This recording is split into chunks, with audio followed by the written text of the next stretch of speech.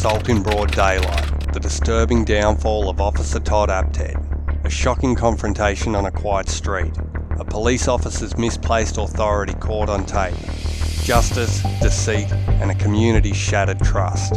Stay with us as we unravel the unsettling case of Officer Todd Barry Apted's assault in broad daylight. In the quiet setting of Newnham's Thompson's Lane in Tasmania, August 2020 bore witness to an unsettling event. A 52-year-old seasoned police officer with over 2 decades in the force, Todd Barry Apted starkly displayed an abuse of his power and authority while off duty.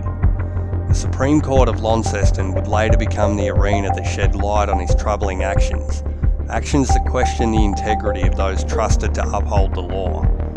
The disturbing incident was meticulously recorded by a high-quality CCTV from a nearby house, a recording that would come to haunt Apted in his subsequent trial. Without justifiable provocation, Apted confronts 24-year-old Juma Obeid. According to court transcripts, Apted aggressively asserted his identity, loudly proclaiming he was a police officer and initiating the confrontation. Apted's words, "You picked the wrong cunt, mate, I'm a police officer," echo the misplaced bravado and entitlement that precipitated the assault. Apted's defence put forth a narrative. Obeid allegedly threatened to cut him and throw hands, but the CCTV footage exposed the reality.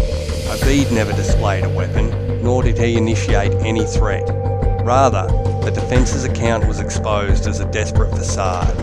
In an official interview with Internal Investigations in September 2020, Apted presented a version of the altercation littered with inconsistencies and fabrications. This, paired with the physical assault, led to multiple charges, one of which was perverting the course of justice. Justice Pearce, after careful examination of all evidence, was critical of Apted's claims. The undeniable CCTV footage, along with other pieces of evidence, refuted Apted's version of events. The jury also saw through the deception, returning a unanimous guilty verdict on the assault charge and a majority verdict for perverting the course of justice. Juma Obeid, the young man caught in Apted's whirlwind of violence and deceit, gave a raw account of his ordeal. His impact statement read, "The thing that stuck in my head was that it was a police officer that did this. It wasn't that I didn't want to complain, but that it was a cop that did it. Because who would believe me? If a police officer did this in broad daylight, what else could they do?" Apted's counsel defended his actions, citing his son's earlier encounter with Obeid. His teenage son had called him, explaining that as he drove past Obeid on Thompson's Lane, Obeid had allegedly verbally abused him and punched the driver's window of his car. The defence portrayed Apted's reaction as a concerned father, responding to an alarming situation involving his son. However, this concern did not seem to warrant the excessive aggression on display.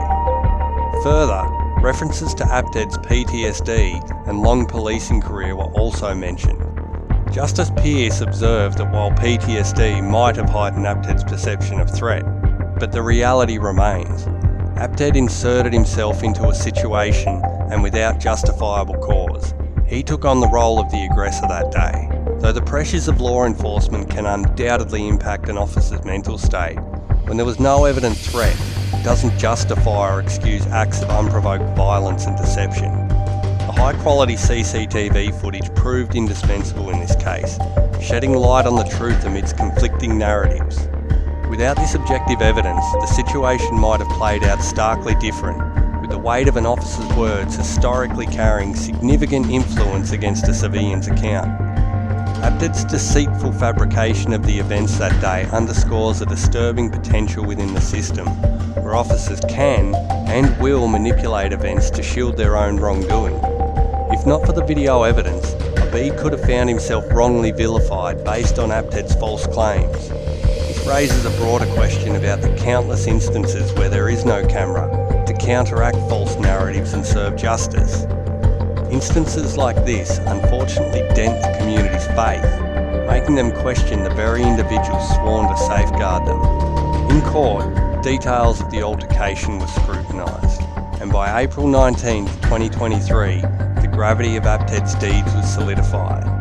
He faced a 6-month suspended sentence. He was was also directed to complete 84 hours of community service for his attempt to mislead the investigation and received a $1,500 fine for the physical assault. This sentence came with stringent conditions, reflecting the gravity of his actions. Specifically, Apted was mandated to report to a probation officer, restricted from leaving Tasmania without permission, and if he was to commit any further offences over the next 2 years, it could lead to the enforcement of the suspended sentence. A glaring reminder stands out from this ordeal. Power must always be accompanied by responsibility. Actions like Apted's not only harm individuals, but erode the very foundation of trust the community places in law enforcement. Such gross misconduct hints at systemic issues that require immediate action. The case of Officer Todd Apted highlights the danger of unchecked corruption within law enforcement. If not for a timely CCTV recording, an innocent man who was falsely accused of serious criminal offences by a veteran officer might have found himself portrayed as the offender rather than the victim. How many such incidents without clear evidence have gone unnoticed? How often has the story been manipulated, with victims portrayed as culprits? These occurrences underscore the pressing need for an investigation into the potential corruption within Tasmania Police. Each lapse in integrity chips away at public trust. As a society, our vigilance and insistence on truth and justice are paramount. We must demand transparency, accountability, and a change in the leadership of what appears to be a corrupt police force that wants to bury its head in the sand rather than face these issues head on. Thanks for watching, everyone. I really appreciate the support. I've got a heap more videos I'm working on that cover everything from pedophiles in the police force to family violence matters that get swept under the rug to evidence tampering in relation to drink driving charges and a whole heap of other things. So if you want to see these videos, maybe hit that subscribe button so you don't miss the next one. Cheers.